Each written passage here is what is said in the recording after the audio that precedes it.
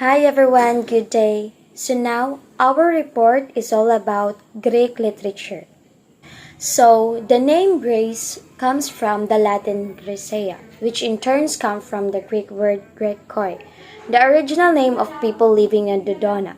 However, the word is used to address people living in Greece. The original Greek name was still Hellas, the land of the Helots. Originally, this was a small area south of Thessalia, but it was widely used for people with a Greek background and culture, stretching from the west coast of Asia Minor and southern Italy and Sicily to the Pyrenees in northern Africa. And also, Greek influences from their art and culture have made a great impact on their European and American culture. Their highly organized society, even the word politics is a Greek word, their system of justice, and of course their art. The sculptures, statues, plays, and mythology have been a major source of inspiration. In their history, there are three distinct time periods in the history of Greek literature. These are Archaic to the end of the 16th century BC, Classical 15th and 4th centuries BC, Hellenistic and Greco-Roman 3rd century BC onward.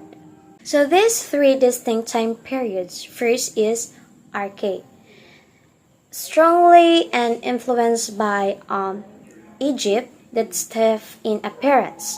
Second is Classical. Art was a product and meant to show ideal beauty. And the third one is Hellenistic. Art was an expression and realism. This ancient Greek artists' early statues were done in wood, later sculptures used to stone and bronze. So, in everyday life in Greece, the men, if they were not training military of discussing politics, went to theater for entertainment to watch dramas that they could relate to, including tragedies and comedies. For the women, lives of women in ancient Greece were closely tied to domestic works, spending, weaving, and other domestic duties. They were not involved in public life or in politics.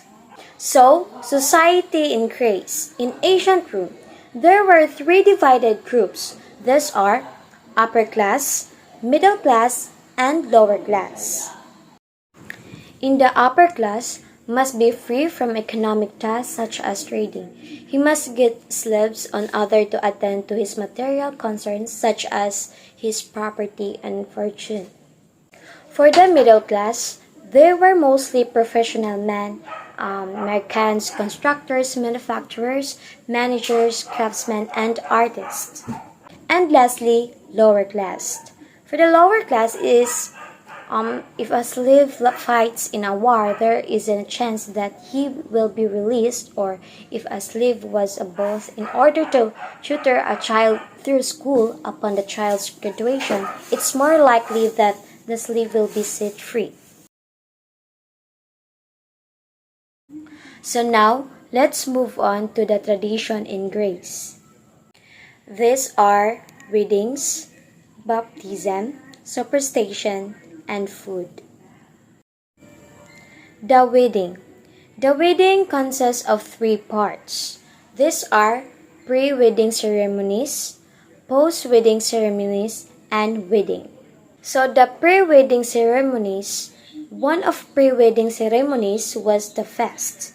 Feast was held at the bride's father's home the day before the wedding took place. After the feast, the bride to be made childhood sacrifices since she would be a child no longer. In the post-wedding ceremonies, another important part of the wedding ceremony was the journey home. This departure was very painful for the bride. According to the powers, the groom grabbed her wrist while she said her farewells. This was the time that the fathers gave his daughter to the husband. And lastly, the wedding. For the wedding, actually, wedding started of which the betrothal or the engagement. This was an oral petition that literally means the giving of pledge into the hand. It is a pact that between the suitor and the father of the bride. So now other tradition is the baptism. In the baptism, the baby doesn't have a name until it is baptized. So the baby is addressed and wrapped in a white towel. Look like this picture, this example, and then the priest blesses the water of the baptismal font and adds olive oil brought by the godparents. So he then immerses the baby 3 times in the blessed water, saying the chosen name. Then the baby is dressed with the white clothes, and the priest puts a gold chain with a cross on the baby neck and gives the baby its first Holy Communion. So, other tradition is festival. In Greece, Carnival is called Upper Christ. It consists of 2 weeks of fest, beginning from the Sunday of Mint Fair and ends with the start of Lent. It is called Clean Monday. The most famous Carnival parade takes place in the city of Sparta, where everybody dances and drinks all night and day. This costume is believed to come from paganism and more precisely from the old festivals worshipping like Dionysus, the god of wine and fest. In the traditional superstition, these are bread, knife, spitting, and the pias kokeno. So the bread is considered as a gift of God. Old women bless the bread and make the sign of the cross with a knife before slicing it. In the knives, Greeks never had knives to someone who asked for it, for they consider that if they do that, they will have a fight with the person. Spitting is the Greeks believe that spitting chases the evil and the misfortune away. That is why when someone talk about bad news, others likely spit 3 times. Piasikokeno is that when 2 people say the same thing together, they immediately say piasikokeno, or one another both have to touch any red item that they can find around him, because if they don't touch a red thing, the 2 persons will get into fight. And lastly, the foods. These are lamb meat, pork and beef meat, and fish. The lamb meat is widely used in the preparation of Greek foods, especially during the religion festivals. In the pork and beef meat, beef was very expensive, so it was rarely eaten. For the fish was the main source of protein in the Greek diet. So the Greek diet was very healthy. Food in ancient Greece was consisted of wheat, barley, fruits, vegetables, and cake. They grew olives, grapes, figs, and wheat, and kept goats for milk and cheese. They ate lots of bread, beans, and olives. Especially wine. The wine is the main drink in ancient Greece. That making wine was done by the trading and kept in jars to ferment. So now, let's move on to the religion. Religion was important to the ancient Greeks because they believed that it would make their lives better while they were living. They also believed that the gods would take care of them when they died. The ancient Greeks believed in many different gods and goddesses. The Greeks believed that these gods and goddesses controlled everything in their lives and the environment. The temples of Greeks to show the gods how important they were, that built temples in every town for one god or goddesses. The temples were not like modern places of worship, but for ordinary people to pray in. So the priests was important people in the community. They were believed that to have the power to talk to the gods and to were respected and trusted. So now, let's talk about the Greek mythology. Studying Greek literature would always lead one to the study and understanding of its mythology. The Greek mythological gods and goddesses were made out of their own image that very different from the Egyptians the others. They were believed to be the controller of the life of human beings. Greek gods were not supreme, almighty beings. They were looked upon as ideals human beings. They were powerful, but looked human and had the same flaws human had. They were immortal, didn't get old or sick, and had eternal youth. But they did have human flaws, desires and needs, such as hunger and thirst. So, these are the names of the gods and goddesses, and they're known as. So now, let's move on to the ancient Greek literature. Ancient Greek literature refers to literature that written in ancient Greek from the oldest surviving written works in the Greek language until approximately the 5th century AD and the rise of the Byzantine Empire. A number of alphabets and syllabifies had been used to render Greek, but surviving Greek literature was written in a Phoenician-derived alphabet that arose primarily in the Greek Lonia and was fully adopted by Athens by the 5th century BC. Ancient Greeks were the first to use vowels that the vowels made the language easier to learn and speak. So, ancient Greek literature had 4 major writings. These are epic traditions, lyric poetry, tragedy, and comedy. An example of the epic traditions are the Iliad and the Odyssey. In the lyric poems get its name from a group of individuals singing while playing the lyric. For the tragedies and comedies were dramas and used to honor Greek god the Dionysus. So, these are the 24 alphabet in the ancient Greek. So now, what do they spoke? So these are the 5 main dialects of ancient Greek that have been found on inscriptions. So now let's move on to the education in ancient Greece. There are 2 types of education in ancient Greece. These are Athens and Sparta. So the way children were educated was different in each city-state. In Sparta, reading and writing was unimportant. Boys learned to be good fighters. In Athens, citizens had to be educated to take part in voting in the assembly. Athenian boys also went to wrestling school each day to learn many sports, not just wrestling. They had to be fit to fight in the army. So Greek schools were small. They had only 1 teacher and about 10 or 20 boys. The schools were not free, and so only the rich could really afford to send their children to school. So they don't need much of school equipments as they had learned everything by heart. They use a wooden pen called a stylus with a sharp end for writing and a flat end for rubbing out. So in the Athens education, in ancient Athens, the purpose of education was to produce citizens, train in the arts, and to prepare citizens to both peace and war. For the Sparta education, in ancient Sparta, the purpose of education was to produce a well-drilled, well-disciplined, and marching army. So now, let's move on to the important authors. Homer. Homer is the best known for their 2 epic poems, the Iliad and the Odyssey, the Greek blind poet. Sophocles, a Greek dramatist, wrote 123, only 7 survive.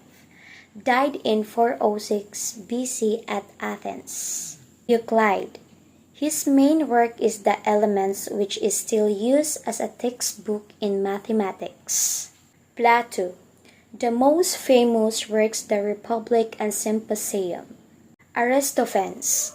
He was a playwright who wrote a comedies. His notable plays, The Wasps and Lysistrata. And lastly, Euripides was a Greek tragedian. His most known works are Alcestis, Medea, and the Bacchus. Story Cupid and Psyche. There was one king who had 3 daughters, but the youngest Psyche excelled her sisters. As word spread of Psyche beauty, worship as the actual goddess was neglected, and Venus got mightily peace. Psyche and Amor, also known as Psyche, receiving Cupid's first kiss in 1798 by Francois Girard. A symbolic butterfly hovers over Psyche in a moment of innocence poised before sexual awakening. So, Cupid in Psyche is a story originally from Metamorphosis, also called the Golden Ass, written in the 2nd century AD by Lucius Apollius Maudarensis or Platonicus. The tale concerns the overcome of obstacles to the love between Psyche, or in a Greek, Psyche. So Greek pronunciation soul or breath of life, and Cupid, Latin Cupido or desire, or amor love, Greek eros, and their ultimate union in a sacred marriage. Although the only extended narrative from antiquity is of that of Apollos from 2nd century AD. Eros and Psyche appear in a Greek art as early as the 4th century. The story's nuclear elements and allusions to mystery religion accommodate uh, multiple interpretations. So the theme of the story is love, because this is Cupid we're dealing with her. The theme of love, or rather that love conquers all, is probably the most prevalent theme of the story. Despite his mother's hatred of Psyche, Cupid cannot help himself and falls in love with her. So the value of teaching ancient ancient myth like the story of Cupid and Psyche are invaluable for their insight into humanity's collective unconscious. They provide a window to our shared history and collective sight, our hopes, dreams, fears, values, and beliefs, and more, such as these timeless tales can offer us sight into our own lives today. Ancient myth, we tap into rich vein of wisdom that uh, has been passed down to us through generations. So the second story is Hymn to Venus by Sappho. So he's the poem. So Sappho, a Greek poet, is also a persona in the poem she wrote and who's looking up to the Greek goddess Venus. The poem was written around 610 to 580 BC. So the poem is written by Sappho, the author and one of the persona of the story, which tell about the heartache through the god Venus, and simply known as Aphrodite, the Greek goddess of love, beauty, pleasure, and procreation.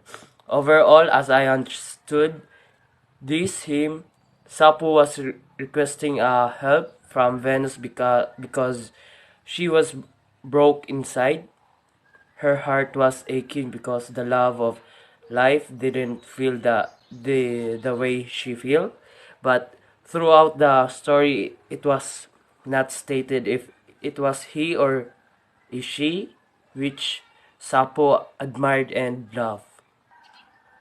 So Venus was the Roman goddess of love, material care, sexual reproduction, and erotic desire, the loveliest of all deities. Venus desired and was desired by mortals and gods alike. Like the Greek Apollo, Venus had fluid sexuality and embraced male and female lovers alike. She was also the guardian of love and prostitutes and a major figure in Roman religion. Venus was adopted from the Greek goddess Aphrodite, with whom she she shared a mythological tradition.